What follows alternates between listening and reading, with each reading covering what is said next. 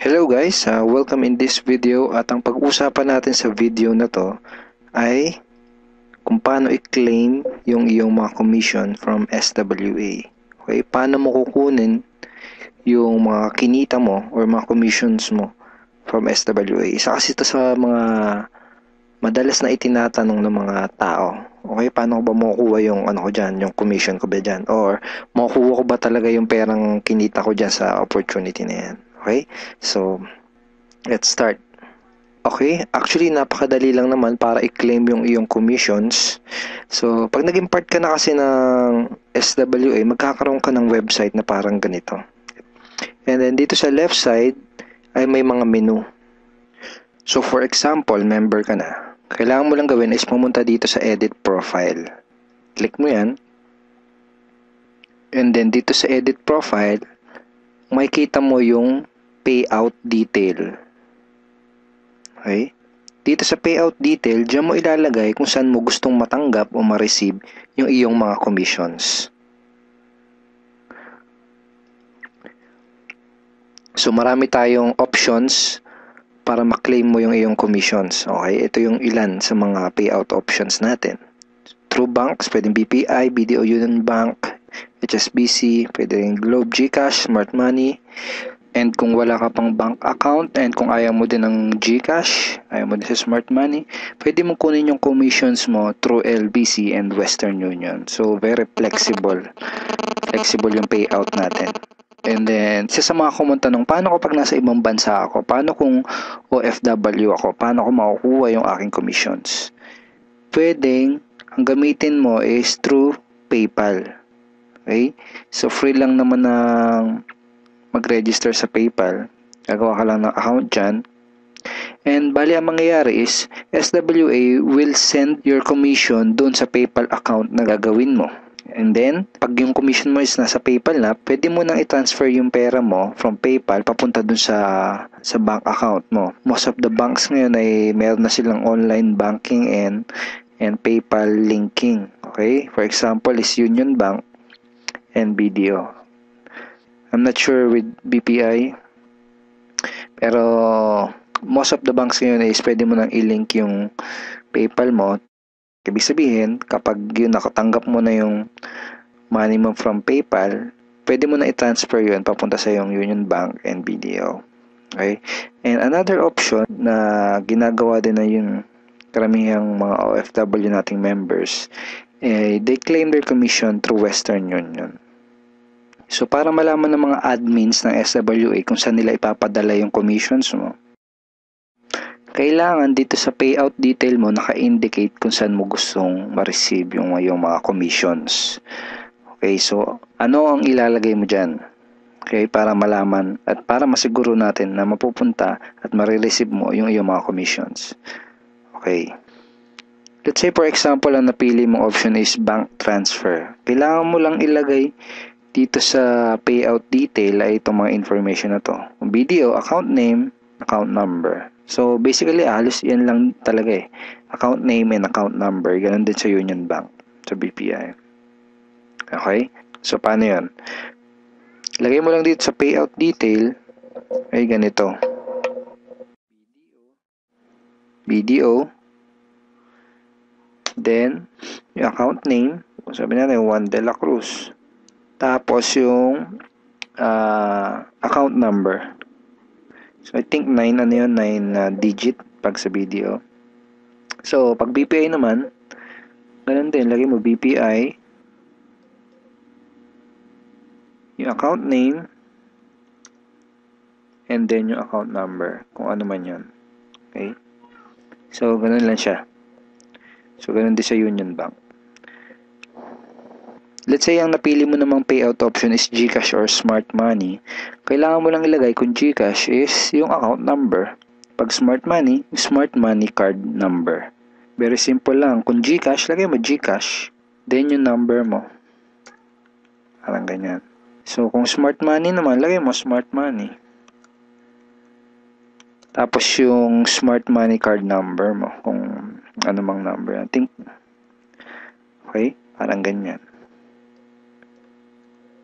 Okay, pag sa PayPal naman, ang ilalagay mo lang dun sa dito sa payout detail ay yung email address na ginamit mo pang-register dun sa PayPal account mo. So, yun lang, email lang. Okay?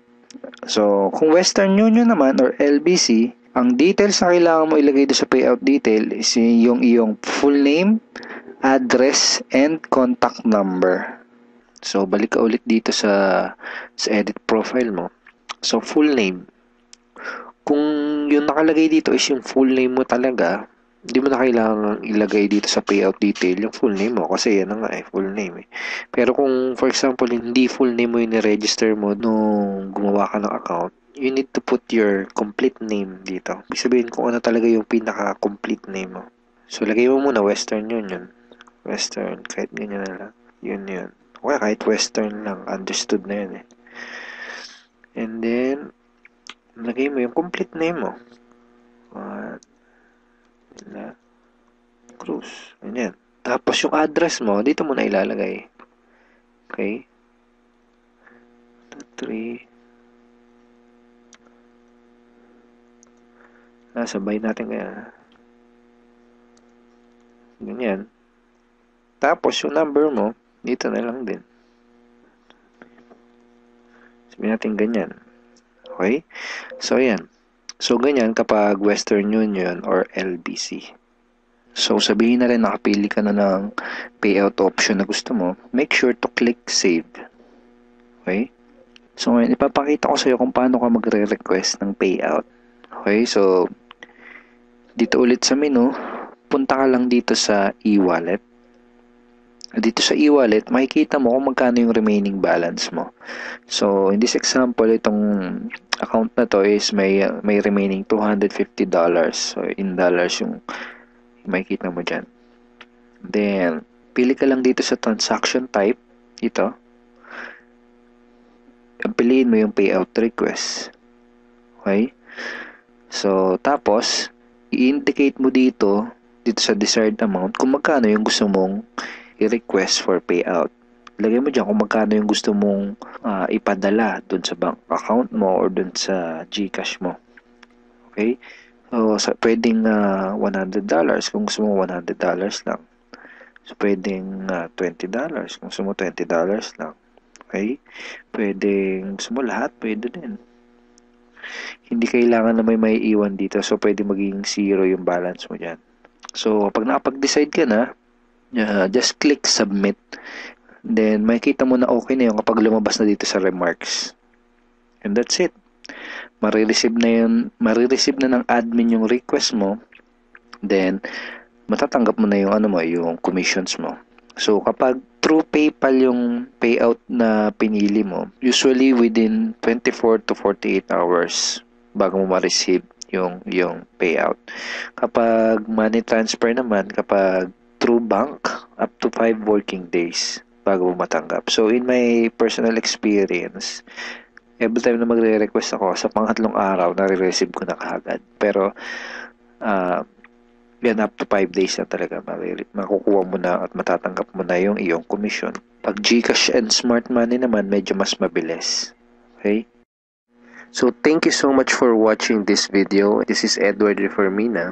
And kung hindi ka pa part ng Team Unstoppable Internet Entrepreneurs, at kung hindi ka pa part ng SWA, I'm personally inviting you to become part of this team and this online opportunity now. Kontakin mo kaagad yung taong nag-introduce sa'yo ng business na to. Because me personally and the rest of the team is very willing to help and guide you in this opportunity. We are very willing to help you get the result na gusto mong makuha. Okay? We will help you, we will guide you na ma-achieve mo yung mga goals na gusto mo. Just to show you our commitment in helping you, we have exclusive trainings na ginawa, na hinanda para sa'yo, para magawa mo yung business ng tama, para magkapagsimula ka ng maayos sa business na to, para hindi ka maiwan mag-isa. Okay? And parte ng commitment namin na tulungan ka sa negosyo na to is we provide you with the exclusive tools na mga gamit mo para magawa mo to ng negosyo na to na mas madali at mas mabilis. Alright, so once again, kontakin mo kagad yung taong nag-introduce sa'yo ng ng opportunity na to, and make sure na he's part of Team Unstoppable Internet Entrepreneurs, because itong mga tools na pinakita ko sa iyo are exclusive to our team only. So again, thank you so much for watching this video, and God bless you, and bye-bye.